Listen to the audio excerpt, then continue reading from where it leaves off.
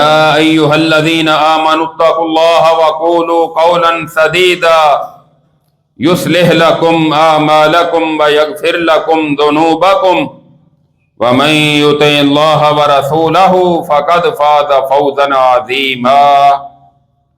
أما بعد فإن خير الحديث كتاب الله وخير الهدي هدي محمد صلى الله عليه وسلم وشر الأمور محدثاتها وكل محدثة بدعة وكل بدعة ضلالة وكل ضلالة في النار. اللهم صل على محمد وعلى آل محمد كما صليت على إبراهيم وعلى آل إبراهيم إنك حميد مجيد. اللهم بارك على محمد وعلى آل محمد كما باركت على إبراهيم وعلى آل إبراهيم إنك حميد مجيد. رب اشرح لي صدري ويسر لي أمري واحلل عقدة من لساني يفقهوا قولي رب زدني علما. اللهم انفعنا بما علمتنا وعلمنا ما ينفعنا وزدنا علما. فاعوذ بالله السميع العليم من الشيطان الرجيم. بسم الله الرحمن الرحيم. ولله الأسماء الحسنى فادعوه بها وذروا الذين يلحدون في أسمائه سَيُجْزَوْنَ مَا كَانُوا يَعْمَلُونَ. ہر قسم کی حمد و ثنا اس اللہ وحدہ لا شریک کے لیے جو ساری کائنات کا خالق، مالک اور رازق ہے. درود و سلام امام الانبیاء، سید الانبیاء، سید الاولین والآخرین، ساری کائنات سے افضل اور اعلیٰ جناب محمد الرسول اللہ صلی اللہ تعالی علیہ وسلم کی ذات گرامی پر. سامعین محترم، گزشتہ خطبہ جمعہ میں ایمان کی فضیلت اور ایمان کی حقیقت کا ذکر ہوا تھا کہ ایمان کسے کہتے ہیں اور کن چیزوں پر ایمان مشتمل ہے اور ایمان کے ارکان کون سے ہیں. اور جن ارکان کا ذکر ہوا تھا آج ان میں سے پہلا رکن ہے اللہ پر ایمان. اب اس کے بغیر تو گزارا نہیں، اسلام ثابت ہی نہیں ہوتا کہ اگر اللہ پر ایمان نہیں ہے. اللہ پر ایمان کا مطلب کیا ہے؟ ویسے تو ہر کوئی کہے گا کہ میرا اللہ پر ایمان ہے، کوئی بھی مسلمان اس کا انکار نہیں کرتا، لیکن صرف زبانی کہنے سے کوئی بھی دعویٰ ثابت نہیں ہوتا کہ کوئی بندہ زبان سے جو بھی کہہ دے وہ دعویٰ اس سے ثابت نہیں ہوتا جب تک اس کو دلائل کے ساتھ سمجھے نہ یا اس کی حقیقت کو سمجھ کر اس پر عمل نہ کرے، اس کے تقاضے پورے نہ کرے. صرف زبانی کہنے سے کچھ نہیں ہوتا. ایک بندہ زبانی طور پر کہہ دے کہ میں وزیر اعظم ہوں تو کہنے سے وزیر اعظم تو نہیں بن جاتا. اسی طرح ایک بندہ کہہ دے کہ میں مومن ہوں، میرا اللہ پر ایمان ہے، اس سے پوچھا جائے کہ اللہ پر ایمان کا مطلب کیا ہے، اس کو پتا ہی نہ ہو کہ اللہ پر ایمان کا مطلب کیا ہے، تو پھر اللہ پر ایمان کہنے سے کیا اس کو حاصل ہوا؟ تو اللہ رب العزت پر جو ایمان ہے بنیادی طور پر تین چیزیں اس میں شامل ہیں. پہلا یہ ہے کہ اللہ رب العزت کو اپنا رب مانا جائے کہ وہ ہمارا رب ہے، پوری کائنات کا مالک ہے، خالق ہے، رازق ہے. وہ اللہ پوری کائنات کو پیدا کرنے والا ہے. ہر ایک کی زندگی اور موت اس کے اختیار میں ہے. جس کو چاہے عزت دے، جس کو چاہے ذلت دے، جس کو چاہے اولاد دے، جس کو چاہے نہ دے. جب تک وہ زمین و آسمان کا نظام قائم رکھنا چاہے کوئی اس میں رکاوٹ ڈال نہیں سکتا. جب وہ ختم کرنا چاہے کوئی اس کو بچا نہیں سکتا۔ دریا اس نے بنائے، سمندر اس نے بنائے، پہاڑ اس نے بنائے، صحرا اس نے بنائے، چاند اس نے بنایا، سورج اس نے بنایا، ستارے اس نے بنائے، زمین و آسمان کو ایک اللہ نے پیدا کیا ہے، کسی اور کا اس میں کوئی بھی عمل دخل نہیں ہے، سب کا سب خالق اللہ ہے۔ الا لہ الخلق والامر تبارک اللہ رب العالمین، اسی کے لیے ہے سب کا خالق ہونا اور سب کا حاکم ہونا، اور اس رب العالمین جو سارے کائنات کا، تمام جہانوں کا رب ہے، وہ بڑا ہی، اس اللہ کا نام بھی برکت والا ہے اور وہ بھی بابرکت ہے۔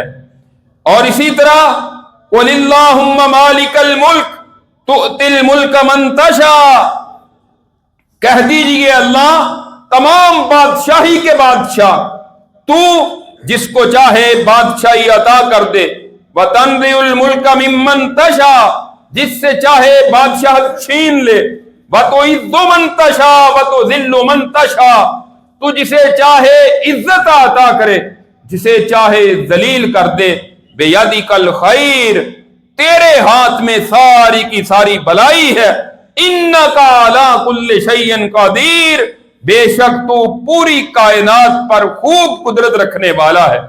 کوئی چاہے بھی تو اللہ کی قدرت سے باہر نکل نہیں سکتا، اللہ کی زمین سے باہر جا نہیں سکتا۔ کوئی چاہے زمین پر زندہ رہنا، اللہ نہ چاہے تو وہ زندہ رہ نہیں سکتا۔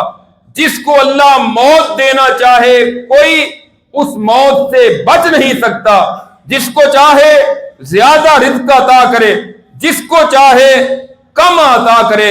اور اللہ رب العزت کی نشانیاں قرآن کریم میں بے شمار ہیں۔ قرآن میں اللہ کی ربوبیت کے دلائل اور نشانیاں قرآن کریم پڑھتے جائیں، جیسے جیسے اس پر غور و فکر کریں گے آپ کا عقیدہ مضبوط ہوگا اللہ رب العزت کے بارے میں، کہ اللہ کے اختیار میں کیا کیا ہے اور اللہ کی نشانیوں میں سے کیا کیا ہے۔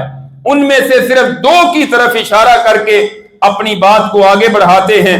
اللہ رب العزت فرماتے ہیں وَإِنَّ لَكُمْ فِي الْأَنْعَامِ لَعِبْرَةً نُسْقِيكُم مِّمَّا فِي بُطُونِهِ مِن بَيْنِ فَرْثٍ وَدَمٍ لَبَنًا خَالِصًا سَائِغًا لِلشَّارِبِينَ، اللہ فرماتے ہیں تمہارے لیے جانوروں میں بھی سبق ہے، عبرت ہے۔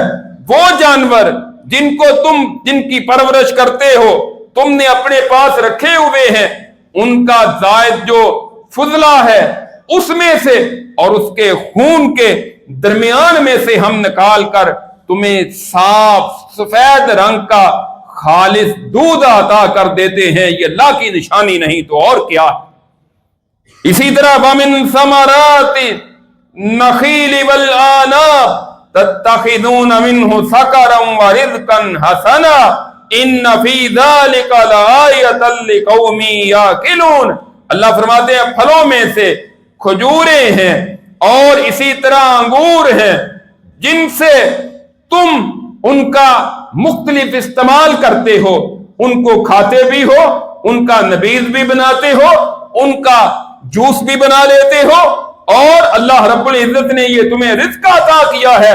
عقل رکھنے والوں کے لیے اس میں بڑی ہی نشانیاں ہیں۔ وَأَوْحَىٰ رَبُّكَ إِلَى النَّحْلِ أَنِ اتَّخِذِي مِنَ الْجِبَالِ بُيُوتًا وَمِنَ الشَّجَرِ وَمِمَّا يَعْرِشُونَ ثُمَّ كُلِي مِن كُلِّ الثَّمَرَاتِ فَاسْلُكِي سُبُلَ رَبِّكِ ذُلُلًا يَخْرُجُ مِن بُطُونِهَا شَرَابٌ مُخْتَلِفٌ أَلْوَانُهُ فِيهِ شِفَاءٌ لِلنَّاسِ إِنَّ فِي ذَلِكَ لَآيَةً لِقَوْمٍ يَتَفَكَّرُونَ، ہم نے شہد کی مکھی کو الہام کیا وحی کی کہ تو چل پہاڑوں پر، درختوں پر، انگوروں کی بیلوں پر جا کر اپنے چھتے بنا، اور پھر ہم نے کہا کہ پھلوں میں سے کھا اور اپنے رب کے ہموار راستوں پر چل، اور پھر ہم نے اس کے پیٹ میں سے ایسا تمہارے لیے شہد پیدا کیا ہے جو تمہارے لیے لذیذ بھی ہے، جس کے رنگ بھی مختلف ہیں، اور جس میں تمہارے لیے لوگوں شفا بھی ہے، غور و فکر کرنے والوں کے لیے اس میں بڑی نشانیاں ہیں۔ اب اس آپ شہد کو دیکھ لیں، مکھی کو دیکھیں تو اللہ رب العزت کی کتنی بڑی قدرت ہے کہ مکھی وہ جو انسان کو ڈس لے تو ورم پڑ جاتے ہیں، انسان کو تکلیف ہوتی ہے، بلکہ شہد کی زیادہ مکھیاں کسی انسان پر حملہ آور ہو جائیں تو بعض اوقات اس کی جان بھی چلی جاتی ہے، اتنی وہ زہریلی ہوتی ہیں۔ اور پھر وہ کس طرح چھتا تیار کرتی ہیں، جس طرح کسی انجینئر نے ڈیزائن کر کے دیا ہو، اور پھر اس کے اندر وہ لا لا کر مختلف جگہ جاتی ہیں، ان کی ایک ملکہ ہوتی ہے، اس کی وہ پیروی کرتے ہوئے دور تک چلی جاتی ہیں، پھلوں کا رس چوستی ہیں اور پھر اس کے اندر آتی ہیں، کچھ اس کی باہر حفاظت پر متعین ہوتی ہیں، اور ساری کی ساری اللہ رب العزت کی رہنمائی میں کس طرح اس کے پیٹ سے پھر شہد نکلتا ہے جو خود بڑی زہریلی ہے، ڈس دے تمہیں تکلیف ہوتی ہے۔ اللہ فرماتے ہیں مختلف قسم کا ہم اس کے پیٹ سے شہد نکالتے ہیں، اور لوگوں اس میں تمہارے لیے شفا بھی ہے، لذت بھی ہے، اس کے بہت سارے فائدے ہیں، یہ ساری کی ساری رب العالمین کی نشانیاں ہیں۔ تو یہ ہے پہلی بات کہ اللہ رب العزت کے متعلق انسان کا یہ جتنی چیزیں میں نے ذکر کی ہیں، انسان کے رب ہونے کے بارے پر عقیدہ ہو، رب ہونے کے متعلق، اور پھر ان سب میں کسی کو اللہ کا شریک نہ ٹھہرائے۔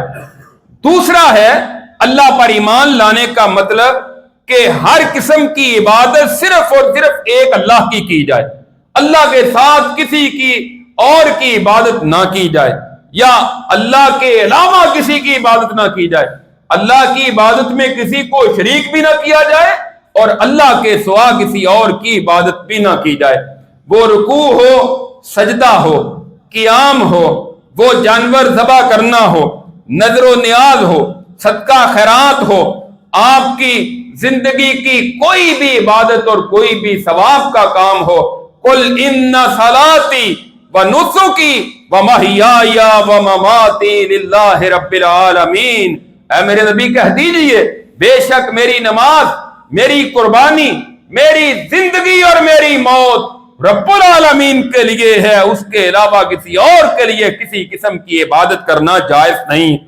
فلاں بزرگ خوش ہو جائے، جانور کو ذبح اس لیے کر رہے ہیں، دیکھ فلاں مزار آستانے پر لے جا رہے ہیں، وہ خوش ہوں گے، ہمیں اللہ کے قریب کر دیں گے، یہ اللہ کی عبادت میں دوسروں کو شریک کرنے کے مترادف ہے، اور یہ شرک ہے، یہ اللہ رب العزت پر ایمان کے منافی اور اس کے خلاف ہے۔ جو کہتا ہے کہ میرا اللہ پر ایمان ہے، پھر اللہ کے علاوہ وہ کسی اور کی عبادت نہیں کرتا، اللہ کے ساتھ بھی کسی اور کی عبادت نہیں کرتا، صرف ایک اللہ کی عبادت کرتا ہے۔ وَلَقَدْ بَعَثْنَا فِي كُلِّ أُمَّةٍ رَسُولًا أَنِ اعْبُدُوا اللَّهَ وَاجْتَنِبُوا الطَّاغُوتَ، ہم نے، اللہ فرماتے ہیں، ہر امت میں رسول بھیجا، انہوں نے یہی پیغام دیا، ایک اللہ کی عبادت کرو اور طاغوت کی عبادت سے بچ جاؤ۔ ہر وہ شخص، ادارہ، فرد کہ جس کی اللہ کے سوا عبادت کی جائے اور وہ پسند کرے کہ میری عبادت ہو، وہ طاغوت ہے۔ وہ کوئی فرد ہو، کوئی ادارہ ہو، کوئی شخص ہو جس کی اللہ کے سوا عبادت کی جائے اور وہ اپنی عبادت پر خوش ہو یا اس کی دعوت دے، وہ طاغوت ہے۔ اللہ نے کہا کہ ہم نے اس سے منع کیا ہے، اور ہر نبی نے اپنی قوم کو بھی یہی دعوت دی، یا قوم اعبدوا اللہ ما لکم من الہ غیرہ، اے میری قوم ایک اللہ کی عبادت کرو، اللہ کے ساتھ کسی اور کی عبادت نہ کرو، یا اللہ کے سوا کسی اور کی عبادت نہ کرو۔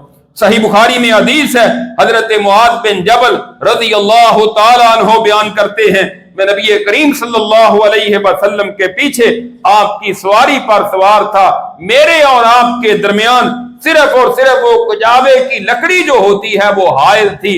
آپ نے فرمایا یا معاذ، میں نے کہا لبیک وسعدیک یا رسول اللہ، اے اللہ کے رسول میں دل و جان سے حاضر، آپ حکم دیجئے۔ آپ نے کچھ ارشاد نہیں فرمایا، تھوڑی دیر آگے چلتے گئے، پھر فرمایا یا معاذ، میں نے کہا لبیک کہ یا رسول اللہ وسعدیک، اللہ کے رسول میں حاضر، آپ آرڈر کیجئے۔ آپ نے کچھ ارشاد نہیں فرمایا، پھر آپ چلتے رہے، پھر آپ نے فرمایا یا معاذ، اے معاذ، میں نے کہا اللہ کے رسول میں حاضر ہوں، آپ حکم دیجئے۔ یہ جو سوئے ہوئے ان کو بھی جگا دیں، میری طرف دیکھیں۔ اب ان سے پوچھ لیں کہ آپ نے سواری پر آپ کے پیچھے سوار کون تھے، تو کیا بتائیں گے؟ نہیں، جو سوئے ہوئے ہیں ان سے، ان کی بات کر رہا ہوں۔ جاگتے ہوئے تو ظاہر ہے پتہ چل جائے گا، تو توجہ رکھا کریں۔ آدھا گھنٹہ جمعہ ہے تو اس میں بھی ہم سو جائیں یا شیطان غالب آ جائے تو یہ نامناسب ہے۔ میری طرف توجہ کریں، اور اگر کوئی جاگ رہا تھا تو وہ بھی میری طرف متوجہ ہو۔ یہ نہیں کہ کوئی جاگ رہا تھا تو اس کو میں نے سویا ہوا کہہ دیا، ظاہر ہے میں بھی غیب نہیں جانتا۔ اللہ تعالیٰ آپ کو جزائے خیر دے۔ تو تیسری مرتبہ آپ نے فرمایا معاذ، کہا لبیک یا رسول اللہ، اللہ کے رسول میں حاضر ہوں، آپ بتائیے۔ آپ نے فرمایا هل تدری ما حق اللہ علی عبادہ، کیا تم جانتے ہو کہ اللہ کا حق اس کے بندوں پر کیا ہے؟ کہتے ہیں میں نے کہا اللہ و رسولہ عالم، اللہ اور اس کے رسول بہتر جانتے ہیں۔ صحابہ اکرام کو کسی چیز کا علم بھی ہوتا تھا تو وہ یہ آگے سے کہہ دیتے تاکہ ممکن ہے اللہ کے رسول کوئی نئی بات بتا دے، ہمارے علم میں اضافہ ہو جائے۔ تو کہتے ہیں میں نے یہ کہا، آپ نے فرمایا کہ اے معاذ کہ حق اللہ علی عبادہ ان یعبدوہ ولا یشرکوا بہ شیئا، اللہ کا حق بندوں پر یہ ہے کہ وہ ایک اللہ کی عبادت کریں، اللہ کے ساتھ کسی کو شریک نہ کریں۔ کہتے ہیں کہ میں نے یہ آپ کی بات سنی، آپ نے پھر سواری چلتی جا رہی ہے، پھر آپ نے کچھ دیر کے بعد فرمایا هل تدری ما حق العباد علی اللہ اذا فعلوا، اگر بندے یہ کام کریں، ایک اللہ کی عبادت کریں، اللہ کے ساتھ کسی کو شریک نہ کریں، معاذ تمہیں معلوم ہے کہ پھر بندوں کا اللہ پر کیا حق ہے؟ میں نے کہا اللہ و رسولہ عالم، اللہ اور اس کے رسول ہی زیادہ بہتر سمجھتے ہیں۔ آپ نے فرمایا حق العباد علی اللہ اللہ یعذبہم، اگر بندے صرف اللہ کی عبادت کریں، اللہ کے ساتھ کسی کو شریک نہ کرے، پھر بندوں کا اللہ پر یہ حق ہے کہ اللہ ان کو عذاب نہ دے، اللہ ان کو پھر جنت میں داخل کرے۔ تو یہ توحید کا نتیجہ ہے، اللہ پر ایمان کا نتیجہ ہے۔ نبی کریم صلی اللہ علیہ وسلم نے ارشاد فرمایا اذا سألت فاسأل اللہ وَإِذِ اسْتَعَنْتَ فَاسْتَعِنْ بِاللَّهِ، جب بھی کوئی سوال کرے اللہ سے سوال کر، جب بھی مدد مانگے ایک اللہ سے مانگ۔ معلوم یہ ہوا ہر قسم کی عبادت ایک اللہ کے لیے ہے، دعا مانگنا یہ بھی عبادت ہے، وہ بھی صرف اللہ سے مانگنے کے لیے، درمیان میں کسی کے صدقے، کسی کے طفیل، کسی کے واسطے اور وسیلے کی ضرورت نہیں، وہ اس طرح مانگی جائے جس طرح اللہ کے نبی اللہ سے مانگتے تھے۔ یہ عبادت ہے، عبادت صرف ایک اللہ کے لیے ہے، ہر قسم کی عبادت اللہ کے لیے، اللہ کے سوا کسی اور کی عبادت کرنا درست نہیں ہے۔ دو چیزیں ہو گئی، پہلی چیز کہ اللہ رب العزت کو رب ماننا، خالق مالک رازق حاجت روا مشکل کشا اللہ رب العزت کو کائنات کا نظام چلانے والا ماننا، اور دوسرا ہے کہ ہر قسم کی عبادت صرف اور صرف ایک اللہ کے لیے، اللہ کے علاوہ کسی اور کی عبادت نہیں کرنی۔ یہ ہے اللہ پر ایمان لانے کا مطلب۔ تیسری چیز وہ ہے اللہ کے اسماء و صفات پر ایمان۔ اسماء اسم کی جمع ہے، اسماء، اور صفات صفت کی جمع ہے، اللہ کی خوبیاں، اللہ کی صفات، ان پر ایمان لانا۔ قرآن کریم کی جو آیت مبارکہ میں نے شروع میں تلاوت کی ہے، اللہ رب العزت نے اسی بات کا ذکر کیا ہے وَلِلَّهِ الْأَسْمَاءُ الْحُسْنَى، اللہ رب العزت کے بڑے اچھے اچھے نام ہیں، فَادْعُوهُ بِهَا، اللہ کو اللہ کے ان ناموں کے ساتھ پکارا کرو، وَذَرُوا الَّذِينَ يُلْحِدُونَ فِي أَسْمَائِهِ، اور ان لوگوں کو چھوڑ دیں، ان سے تعلق ختم کر دیں جو اللہ کے ناموں میں کجی اختیار کرتے ہیں، ٹیڑھا پن اختیار کرتے ہیں۔ سَيُجْزَوْنَ مَا كَانُوا يَعْمَلُونَ، ان قریب ان کو اس کا بدلہ دیا جائے گا، سزا ملے گی جو وہ عمل کیا کرتے تھے۔ تو اللہ رب العزت کے اسماء و صفات پر ایمان کا مطلب کیا ہے؟ پہلی چیز کہ اللہ رب العزت کے جو نام ہیں ان کا یا اللہ کی صفات کا انکار بندہ نہ کرے، کہ اللہ رب العزت کے جو نام ہیں ان کو تسلیم کرے۔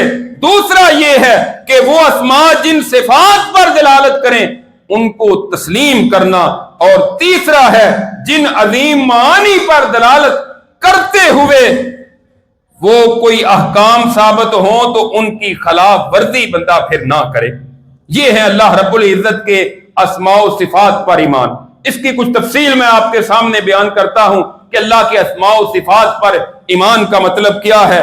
مثلا اللہ کی ایک صفت، اللہ کا ایک نام ہے الرزاق، رزق کا عطا کرنے والا۔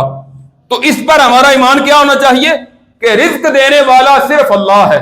وما من دابۃ فی الارض الا علی اللہ رزقها، کائنات میں جو بھی کوئی جاندار ہے سب کے رزق کا ذمہ اللہ نے لیا ہے۔ اللہ کے علاوہ کسی اور کے پاس رزق کے خزانے بھی نہیں، کوئی ان کا مالک بھی نہیں۔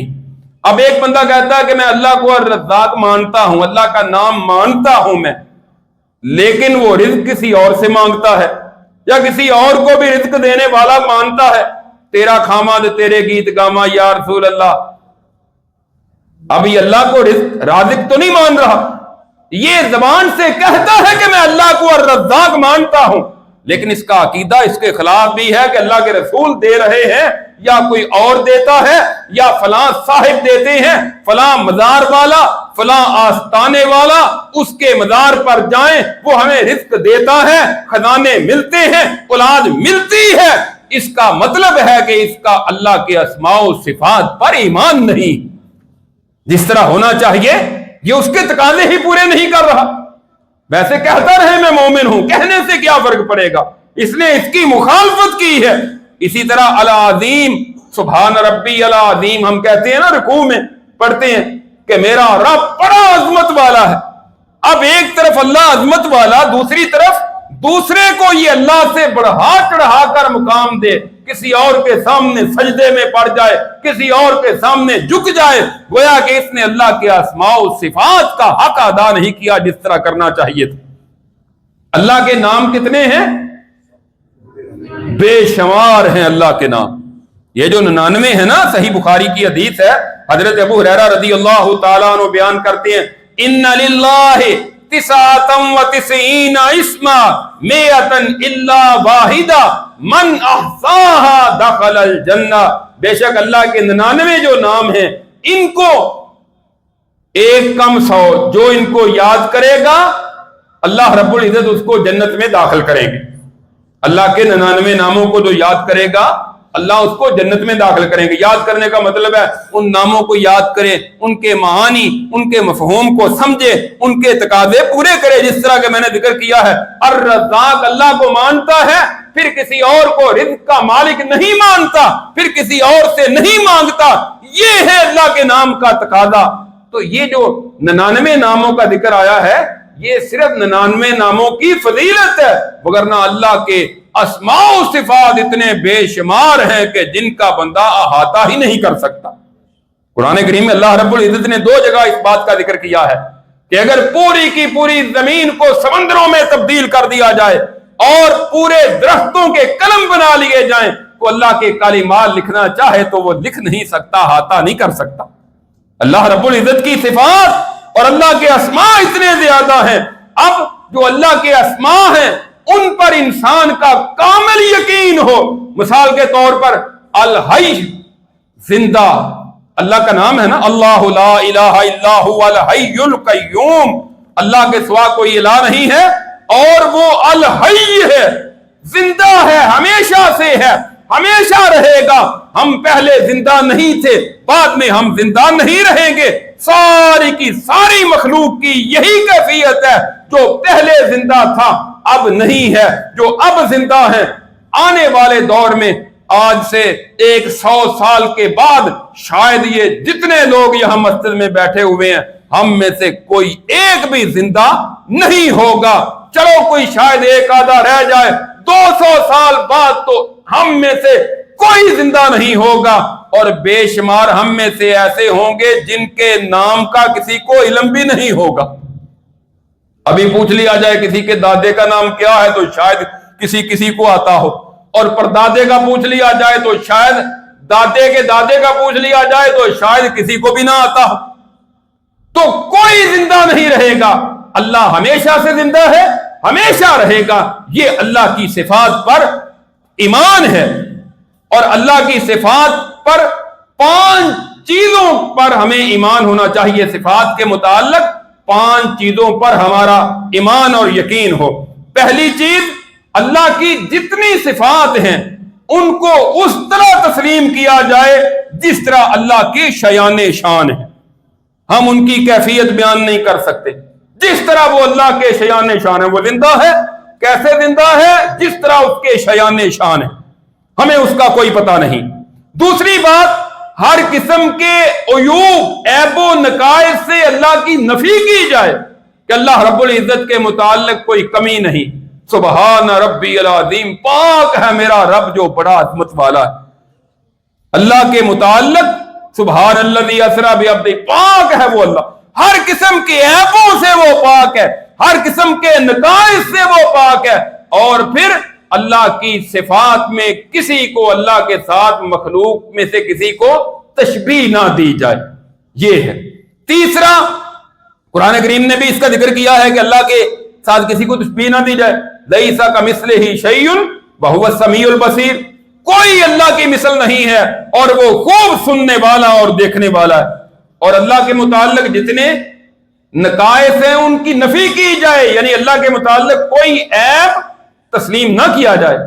جتنی بھی کمیاں اور کمزوریاں انسانوں کے اندر ہیں، انسان کیا کرتے ہیں؟ ایک دوسروں پر ظلم بھی کرتے ہیں، لیکن میرا رب کسی پر ظلم نہیں کرتا، یہ بھی اللہ کی صفت ہے۔ وما ربک بظلام للعبید، آپ کا رب بندوں پر ظلم نہیں کرتا۔ وما کان ربک نسیا، آپ کا رب بھولنے والا نہیں ہے۔ ہر انسان بھول جاتا ہے لیکن رب بھولتا نہیں ہے۔ ہر قسم کے عیب سے اللہ کو پاک مبرہ تسلیم کیا جائے۔ اور صفات کے متعلق جو عقیدہ ہے، ان صفات کو حقیقی طور پر تسلیم کیا جائے۔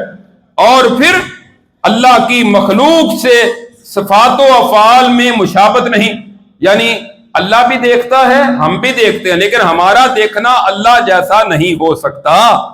اللہ بھی سنتا ہے، ہم بھی سنتے ہیں، ہمارا سننا مخلوق کا سننا اللہ کی طرح نہیں ہو سکتا۔ چوتھے نمبر پر، صفات کی کیفیت معلوم کرنا درست نہیں کہ بندہ اچھا اللہ کی صفت سننا ہے، وہ کیسے سنتا ہے؟ ہمیں تو یہاں بیٹھے ہوئے 1 کلومیٹر دور کی آواز بغیر کسی آلے کے نہیں آتی، اللہ کو کائنات کے چپے چپے ذرہ ذرہ کی آواز اللہ کے علم میں اللہ دیکھتا ہے۔ وہ کیسے دیکھتا ہے؟ جیسے اس کے شیان شان ہے، ہمیں اس کا کوئی علم نہیں۔ ہمارا ایمان ہے بس اللہ رب العزت کے متعلق یہ عقیدہ رکھنا چاہیے۔ ان صفات پر مرتب ہونے والے احکام پر ایمان، یعنی ان صفات کے بعد جو احکام مرتب ہوں گے ان پر ہمارا ایمان۔ اب میں ایک اللہ کی صفت کے متعلق یہ 5 چیزیں بیان کرتا ہوں تاکہ سمجھنا آسان ہو جائے۔ اللہ رب العزت کی صفات میں سے ایک صفت ہے الاستواء۔ اللہ رب العزت مستوی ہے، قرآن نے کئی جگہ ذکر کیا ہے اس صفت کا۔ الرحمن علی العرش استوى، رحمان عرش پر مستوی ہے۔ اب شرعی نصوص میں اللہ کی الاستواء والی صفت جو ہے یہ موجود ہے، ہمارا اس پر ایمان ہے کہ اللہ عرش پر مستوی ہے۔ عرش کہاں ہے؟ 7 آسمانوں کے اوپر اللہ رب العزت اپنی عرش پر مستوی ہے۔ اللہ کے متعلق یہ جو کہتے ہیں نا اللہ ہر جگہ حاضر ہے، ناظر کا مطلب ہوتا ہے دیکھنے والا، اللہ ہر جگہ دیکھ رہا ہے، یہ بات تو ٹھیک ہے، لیکن اللہ ہر جگہ حاضر ہے، اللہ کی ذات ہر جگہ نہیں ہے۔ یہ غلط عقیدہ ہے، کسی نے بات کر دی تو آگے چلتی گئی کہ میں حاضر ناظر اللہ کو سمجھتا ہوں۔ حاضر ہر جگہ نہیں، اللہ عرش پر مستوی ہے۔ قرآن کی کئی آیات میں اللہ نے یہ عقیدہ بیان کیا، لہذا اللہ کی صفات اور اللہ کے اسماء و صفات میں سے یہ چیز بڑی اہم ہے۔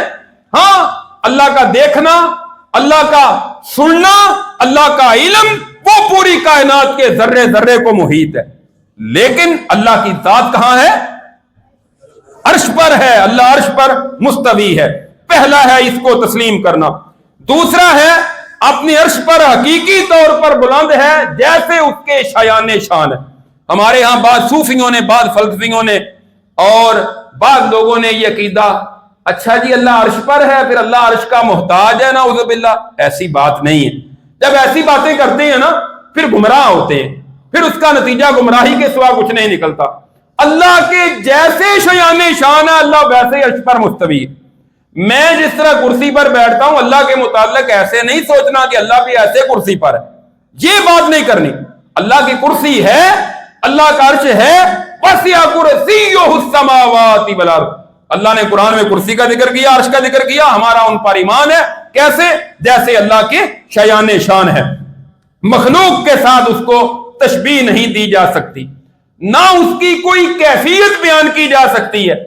وہ کیسی کرسی ہوگی؟ جس طرح ہماری کرسی ہے اس طرح کی کرسی نہیں، جس طرح ہم کوئی تخت لگاتے ہیں اس طرح نہیں، ایسا نہیں۔ امام مالک رحمہ اللہ کا بڑا معروف قول ہے، فرماتے ہیں الاستواء معلوم، اللہ کا مستوی ہونا واضح علم سے ہمیں معلوم ہوتا ہے، والکیف مجہول، اس کی کیفیت ہمیں معلوم نہیں ہے، والایمان بہ واجب، اس بات پر ایمان رکھنا واجب ہے، والسؤال عنہ بدعہ، اور اس کے متعلق سوال کرنا بدعت ہے، یہ غلط ہے کہ اللہ کے متعلق اچھا جی اللہ پھر کیسے عرش پر مستوی ہے، اللہ کی پھر کرسی کیسی ہوگی؟